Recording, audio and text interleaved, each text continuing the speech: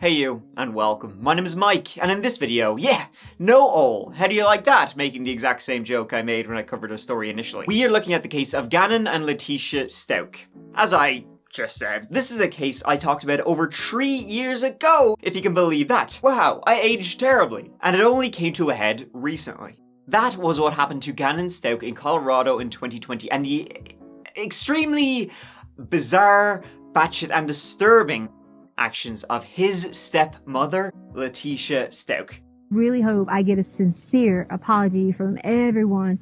Letecia is a character, even Disney villains would say she was over the top evil. And the actions of this crazy nutbar only got stranger as the investigation continued, before it finally landed right smack dab where you just know it would. Before we get into it, please subscribe to see new videos every week, every Tuesday, and, well, let's say most Fridays. Not every Friday, because it is a lot for just one guy. But now, let's give it a go.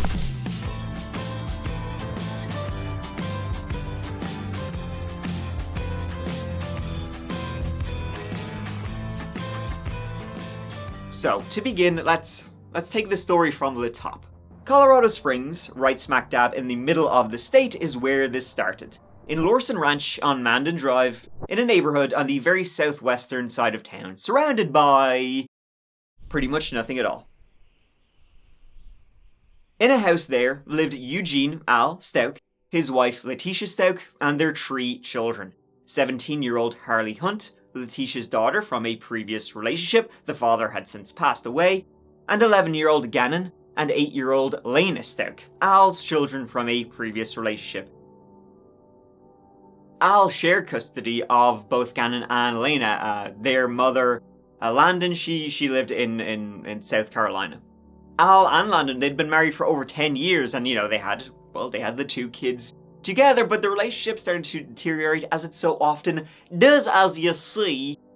So they split up, but they wanted to co-parent their kids. In fact, they'd all initially, like Landon and her new husband, and Al and Letecia, initially they all lived in South Carolina. They had moved to Colorado in 2019 due to Al's work. Now Letecia, upon marrying Al and having her own daughter and then these 2 new kids, wasn't so thrilled to be moving away from her home in South Carolina, and she especially wasn't too thrilled about essentially kind of being a stay-at-home mom for 2 kids that weren't what she viewed as hers. Resentment would start to build up on Letecia Stauch's part. Al and Letecia had married in 2015, and Al himself, he worked in the military. He was working in the Army National Guard full-time and was frequently based around the country, stationed for weeks at a time. Letecia Stauch, she was something else. No shit. Letecia, or just Tisha, or just T, or just words I can't say right now. She'd worked in education for pretty much most of her life in North Carolina and in Colorado as an assistant teacher. At 36 years of age, in 2020, she was going through orientation for an assistant position at Mountain Ridge Middle School. However, in late January, that offer, as they say, was rescinded. This was due to her employers finding a number of inconsistencies in her applications. She'd worked in a number of schools, never really full-time jobs, more, assistants, substitutes, that sort of thing. But she never stayed long. Either she wasn't offered it or she resigned. Her South Carolina teaching license was actually suspended in 2016 after engaging in, quote, unprofessional conduct, willfully neglecting her duty, and failing to comply with the provisions of her contract.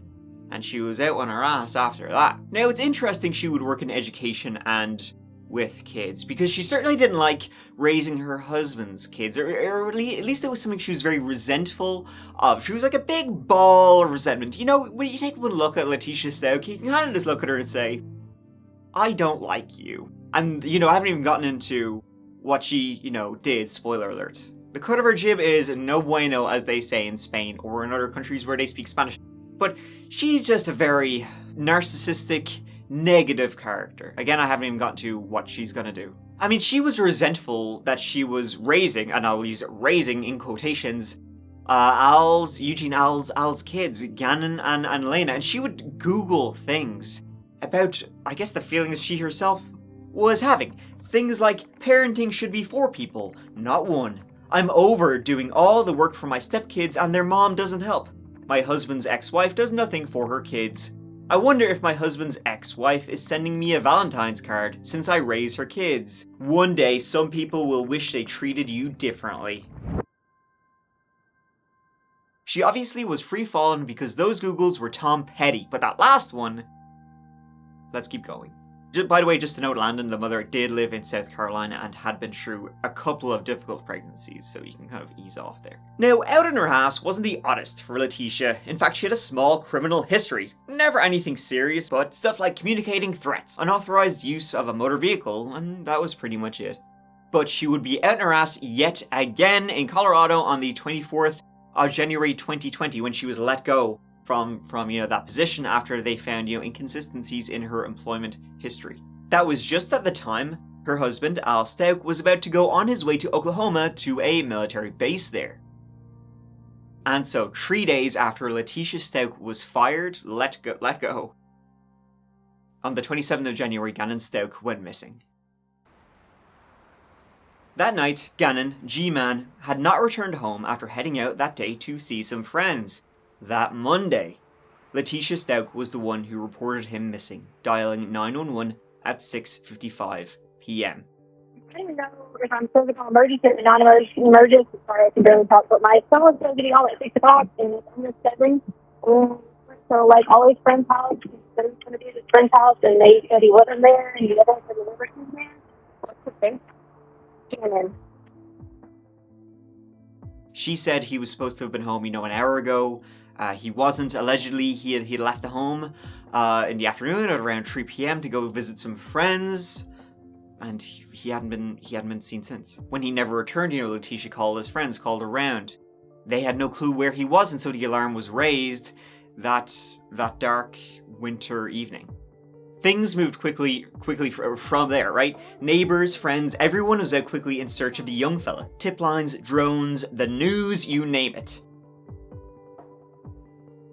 They're traveling east and west along Fontaine. Still no updates as to Gannon's whereabouts, but they are hoping that they find anything that can lead to his recovery and just finding him and finding out what happened to him. As when you have these cases of these missing kids, everybody's out there. The community rallies around to try and find him. And Gannon, nice young, 11-year-old kid, nice, kind young boy. Definitely the kind of person where everybody will do their utmost to try and solve this. Police looked through the Stauch house and spread out from that epicenter. Al, who had left home on the night of the 25th to fly to Oklahoma to a military base, he returned home on the 28th to help find his son. Landon flew in from South Carolina to find her son. So he was going to go play with his friend, and his dad already told him he could play with his friend. And he didn't come back at 6, so I looked outside and saw it was sleeting, so I said, well, maybe he's waiting on one of us to come get him, So we drive to the neighbor's house, which I'm assuming he's at the neighbor's on the corner's house, and they're like, no, he's not here. So I was like, okay, maybe it's only one other person. So they kept leading us on all this chase of people who it could be. We covered a lot of houses, and at this point, the neighbors all stepped in and kind of went to the houses ourselves. And I'm almost positive he is with someone that he knows, because he searched on his phone, can my parents find me if my phone is off? And I mean, from the get-go, this was not like, the young, happy-go-lucky Gannon. He was a great kid, he was kind, and he was not a troublemaker. He wouldn't run away or whatever for whatever reason. It was just not in his nature, and he lived in such a remote place. Where would he go? Now, there were a few false leads even from the start. False sightings. Oh, I think I've seen him over there. Completely different person. And even when they set up an email, like findgannonstauch.com, they would get tips in emails. They even got some fake ransom emails, if you can believe that shite from there's some sick mother effers out there to do that, in the middle of this huge, just not only is it wasting police time, you're also just proving yourself to be an evil son of a bitch. As always, in the very worst of times, there's always people out there trying to steal your shit. It'd sicken your arse. And speaking of keeping things safe, this whole video is sponsored by Exter, who make the only wallets you'll ever need, because, quite frankly, they rule, so. They're sleek, they're elegant, much like all of you watching, and they're very nice to look at. They sent me the Parliament wallet, which has room for all your needs with environmentally certified premium leather and blocks RFID. That is wireless theft. They don't use wires anymore to steal your stuff, if you can believe that. Also, the aluminum card holder, which is my favorite. It's super slim, super minimalist, and I rarely use cash anymore, so it's super handy. They also sent me a tracker card, which connects to an app on your phone. 3 hours of solar charges, lasts 2 whole months. And also a nice elegant key case, which I enjoy because it stops my keys from, well, cutting my junk up. Extra's stuff, you know, their wallets and their trackers and just the sleek, elegant solutions to the stuff that you have on you every single day is awesome. Once they sent me some of their stuff, old wallet in the bin. And if you use my special link, that is shop.exter.com/thatchapter, you get a whopper 35% off until June 20th. Perfect for Father's Day, which is coming right up. Or simply use code CHAPTER at checkout to get the very same discount. Perfect for Daddy's Day, perfect for me. I mean, I'm not a daddy, but I like to think of myself as a daddy. So you can get me some extra stuff if you want. So once again, check out shop.exter.com/thatchapter and use my code CHAPTER to get the perfect item for the elegant fella in your life, like besides me. Thank you so much to Exter for sponsoring this whole video. Now let's get back to it. Now, early on though, there was some distance between Al, Landon, and Letecia. How do I describe my G-Man, my Gannon? Gannon's my hero. I love him so much. He's not only my hero, he has multiple people that call him his hero as well. Such a happy child, and he just brings life to every party. His smile, even today, is keeping us going. His infectious smile brings me joy every time I think about it. I mean, when Landon flew in to Colorado from South Carolina, Letecia and Harley were supposed to pick her up from the airport and take her, you know, to the search zone, to the house. They never showed up. They just left this mother going out of her mind with worry, abandoned her at the airport. Make your own way. And before Gannon went missing, she was texting Al, who was on his way to Oklahoma. And she was texting him that, well, she felt underappreciated by both Al and Landon. But he was saying when he's back, they can talk through it. She's worse than a child. This 36-year-old woman is caught with the bullshit she's coming out with. But she was also saying that on the 26th of January, which was a Sunday, the day before Gannon went missing, she was texting Al saying that herself, Gannon, and Elena had gone out for a hike, but they had to come back early because she said Gannon had an accident. Like, you know, an accident. And then that evening, on that Sunday evening, again the day before he went missing, he had lit a candle that had caused a small fire and burned some carpet in their home. She then texted Al that Gannon was sick and he wouldn't be in school the day after, the day he was last seen. But apparently she said he was happy enough and fine enough to go out and visit his friends. That was her story, at least. I mean, she has a few though, as you will see. Like, Letecia's story kept evolving. Like, Pokemon ain't got shit on him, which this would evolve. She was telling different stories every other time. For a fact, even when, you know, they were asking her, okay, Gannon went out to visit friends, who did he go and see? I don't know. She couldn't even name his friends or his friends' parents. She still posted on Facebook and such, continually adding information after the fact, covering up more and more as it was coming out.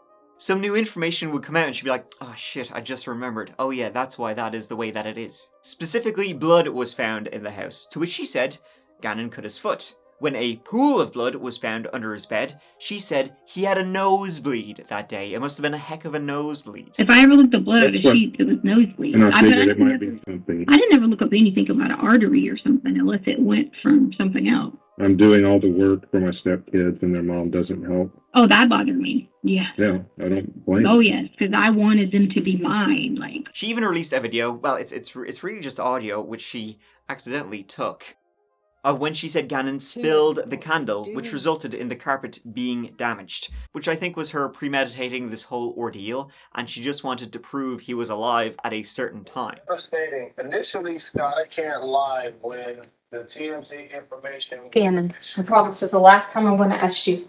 I'm just freaked out, okay? Are you sure you didn't do it on purpose? Okay, we promise. You promise. Pinky promise. Okay, all right. So listen. We're gonna have to sell stuff to fix it.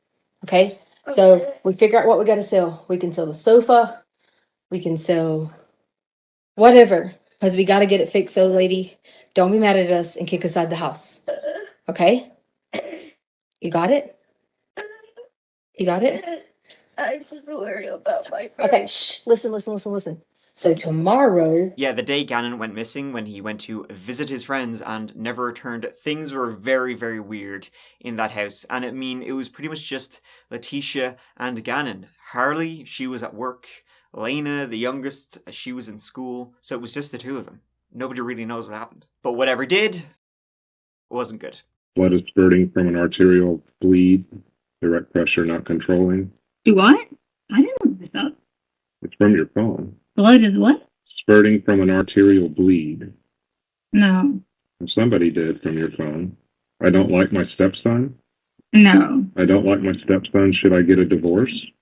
A neighbor's CCTV would show that on the 27th of January, at about 10:30 a.m., Letecia and Gannon walked out of the house. And Gannon walked strange and moved slowly as if he was drugged.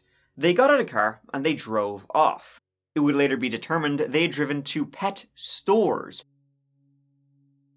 2 different pet stores. I mean, if he was as sick as she said he was, to the point where he couldn't go to school, but he was fine to go out for like these big long drives to pick up pet shit.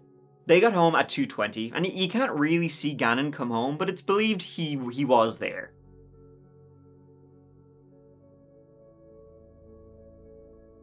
But then, likely as soon as he got in, before Gannon even took off his jacket, something happened. Something really bad. And of course, when Letecia was confronted with all of this, she forgot to tell you another story. Oh yeah, this guy broke in and he sexually assaulted Letecia and kidnapped the kid. Sorry, probably should have mentioned that earlier. Letecia said she had hired someone to fix the burnt carpet. A guy named either Eduardo or Quincy Brown.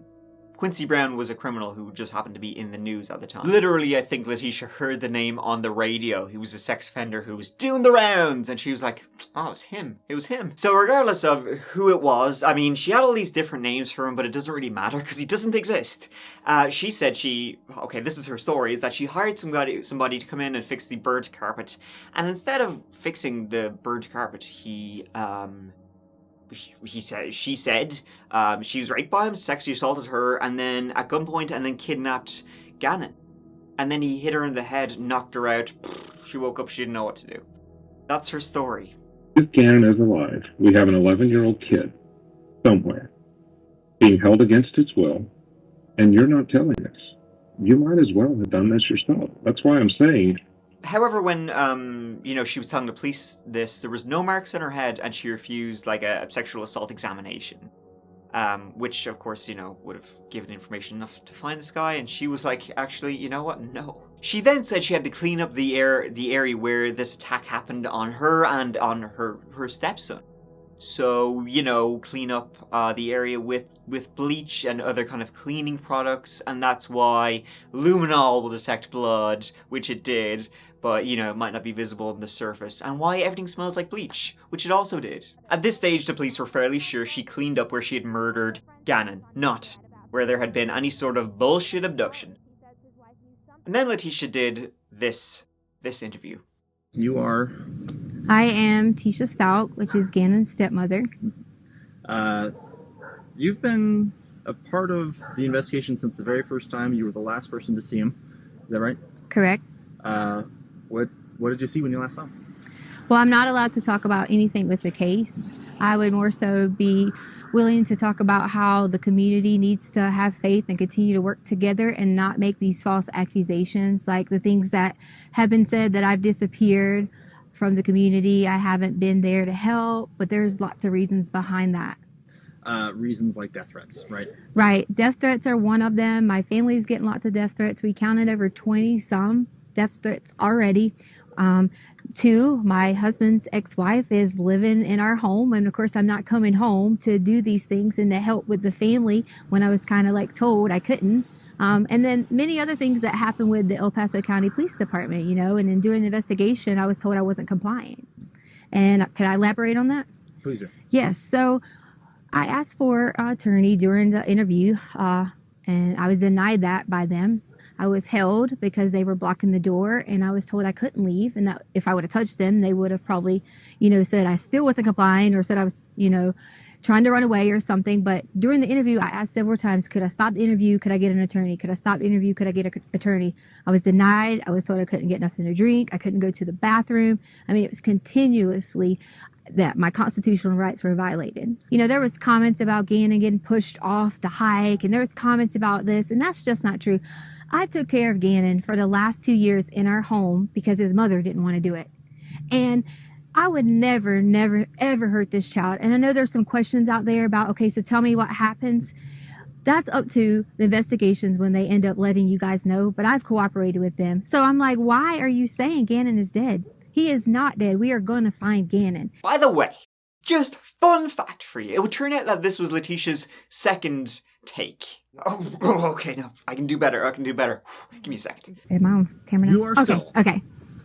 After she answered some of their questions, she asked for like a redo. She was thinking, I could sell some of those better. After she answered some of their questions, she asked for like a redo. Take two, because I could probably sell some of that a bit better. Which of those takes was better? I pulled it to Letecia. Like the first time, she said she hopes that when Gannon comes home, she gets a sincere apology from her critics. And there were many, especially her husband, Al Stauch. Really hope I get a sincere apology from everyone who has made all those things, especially from my husband. But then she said, oh no, wait. I kind of sound like a bitch. Let me do that again. So she answered it like this. We just wanted to add a message to Gannon from my family. Is that we love you and miss you. And we hope that you come home soon. And Gannon, I can't wait till you can come home and let everyone know that you're okay. We love you. But it was after this interview, Letecia and her daughter Harley, in the middle of this huge investigation and search, hundreds of people everywhere trying desperately to find an 11-year-old boy. During all of this, Letecia and her daughter Harley, as I said, they Audi 5000 the fuck out of there. When she left, she continued her bullshit stories over the phone, and she drove with her daughter to Florida, and she would later being March 2nd, be arrested in Myrtle Beach. She was arrested for the murder of Gannon Stauch. That was finally when the judge signed off on the warrant for her. She did not go quietly, by the way, when they were doing the old, at first she attempted to sprint away, and then when I finally did clap the bracelets on her, she was shouting, she was roaring. It was like with the flick of a switch, a different Letecia had emerged. You might even call her Maria, but we'll get to that. And while being extradited, back to Colorado, she certainly made the trip interesting. On March 4th, she attacked the deputy, smacking a can of Monster into his head. Strike! She keeps threatening me. Stop! She keeps threatening me. Stop. She keeps on threatening me. I have stopped it. She keeps on. She got out of the streets. She keeps on. Threatening me. I will for you. She keeps Put your arm down. Put your arm down. She keeps threatening me the whole time. Tisha, give me your arm. I will to you. Tisha, give me your arm. I will to you, but not cooperate to her. with me. Cooperate with me. I will with you, but not with her. Cooperate with me. I will with you, not with her. Like I said, it was like another side of her had just been revealed. A angry, violent side of Letecia. And then, on March 17th, a suitcase was found under a bridge in Pace, Florida. Bridge inspectors with the Department of Transportation saw a suitcase just under the bridge. They opened it, and out rolled a small body wrapped in blankets in the fetal position. This was 1,400 miles from Colorado Springs. The body was soon identified as Gannon, and it was determined he had been shot in the jaw, stabbed, and suffered a skull fracture. He had defensive wounds, and he'd been drugged too, with painkillers. He had been drugged up before he had been killed, but Gannon was just, this kid was just such a fighter. When he was born premature, he was given a 1 in 10 chance of survival. And even under drugs, he put up a fight with the person that killed him. And even there's a lot of things that are just, that was remarkable in itself, but it was also the fact that he'd even been found at all was remarkable. This bridge that he was found under, there was no water under it. And the bridge was only checked, like it was checked by, you know, people who were making sure the bridge is safe, there's no cracks, that's not going to kill somebody. The bridge was only checked like every 2 years. So like if these people, you know, checking the bridge from the Department of Transportation had checked it, you know, just a week or two earlier, Gannon wouldn't be found for another 2 years. He only would have been found recently. And so the murder charge against Letecia, well, she was charged when there was no body, and now there was a body. Letecia in jail, she tried to escape. Authorities were alerted to this because she kept passing notes to, like, under the next cell door, and they were like, hey, get a load of this. Letecia's plan was to break the window with a broom, and then Letecia had measured herself, and she was fairly confident that she would be able to shimmy through those bars and to freedom. Because that would go so well for her. So when that was revealed, Letecia went with the old, whoa, just remembered, I'm crazy. Saying people were putting stuff in her food, talking to invisible people, and so tests were done, evaluations, and, well, yeah. Now, it was found that Letecia had suffered severe childhood abuse, but, well, you know, it's not exactly a get-out-of-jail-free card, So, what happened? Like, what actually happened, and how did Gannon his body end up 14 miles away from where he disappeared? Well, it's believed that after they walked into the house together, she murdered him in his room after drugging him. That's probably why they went on this drive together. She was waiting for the drugs to finally kick in. After she killed him, she put his body in a suitcase. And she left that suitcase somewhere unknown, somewhere in town, but it's never been exactly revealed where. Then, on February 1st, when she left Colorado with her daughter Harley, when authorities began zooming in on her, she collected the suitcase, and she drove to Florida with her daughter, with Gannon in the suitcase in the car the entire time. In Florida, they stayed at a motel, and while her daughter was asleep in the motel, she drove, and she dumped the suitcase off a bridge, probably assuming there was water underneath and the suitcase would be washed, you know, into the Atlantic Ocean. Then she went back, and herself and Harley, they went home to South Carolina. On behalf of Ms. Stauch, she appears in custody. Okay, thank you. And if you would go ahead and state your name, please. Letecia Stauch. Letecia pleaded not guilty to the charges, and they were going with the insanity defense. She would eventually admit that, yeah, she had killed Gannon, but hold your horses there, buckaroo. It wasn't her. It was her alter ego, Maria Sanchez. They're like two sides of the same coin, and Maria would sometimes come out. Again, this is probably due to, or what she was saying, was due to her severe childhood abuse, and so she had a psychotic crack, and it wasn't her. She's innocent. You know, well, this is what she said happens, that she had this like psychotic crack. She walked into Gannon's room, and she saw a dark figure there, like a monster. And so knowing she had to protect herself and her family, and she had to protect Gannon, she murdered this dark figure by shooting, stabbing, and destroying the skull. And then she woke up and she was like, whoops. Psychologists would find her full of shit. The trial began in spring of 2023. It went pretty much as you would expect. The defense was weak to the point of being non-existent. She was found to be very competent. Competent enough to murder a young boy and dispose of his body for a time. Anyway, it took the jury just 7 hours to find her guilty. And within minutes, the judge sentenced her twice to life in prison with no possibility of parole.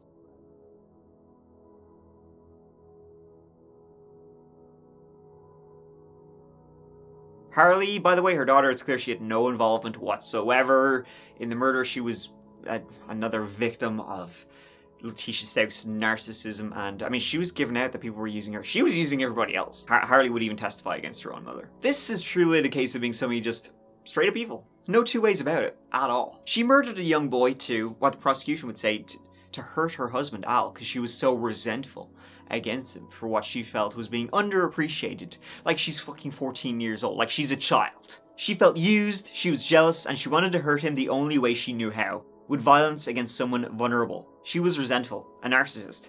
Maybe she didn't intend to kill, but she definitely did sure as shit intend to hurt badly, to hurt her husband. I mean, none of this shit like makes sense to me, and probably doesn't make sense to you too, because it's all just insane. batshit stuff. But I don't think you can try and make it make sense to you. I don't think you can put yourself in their position because it's so just evil. It's like trying to think what an alien would think. Like, this is just so beyond making sense or just being a goddamn human being, really, at the end of the day. Probably, it's repulsive. It's probably not a good idea to put yourself in that position. And you definitely don't want to be in Letecia's position, destroying the lives of everybody around her and ultimately your own. So, good. Thank you so much for watching. I really appreciate you being here with me. It means so much to me, as always. Yeah, if you're here, as always, if you're looking for more that chapter, please check out the Patreon, where you can find some exclusive videos and early access to videos and live streams and stuff like that. Check out the That Chapter podcast, where I'm talking about all sorts of crazy and weird stories that I don't get to talk about in the channel. And yeah, that kind of wraps it up. So yeah, I'll see you real soon in the next video, either on Tuesday or on Friday. But until then, as always, please look after each other and yourselves. Because I love you. Mike out.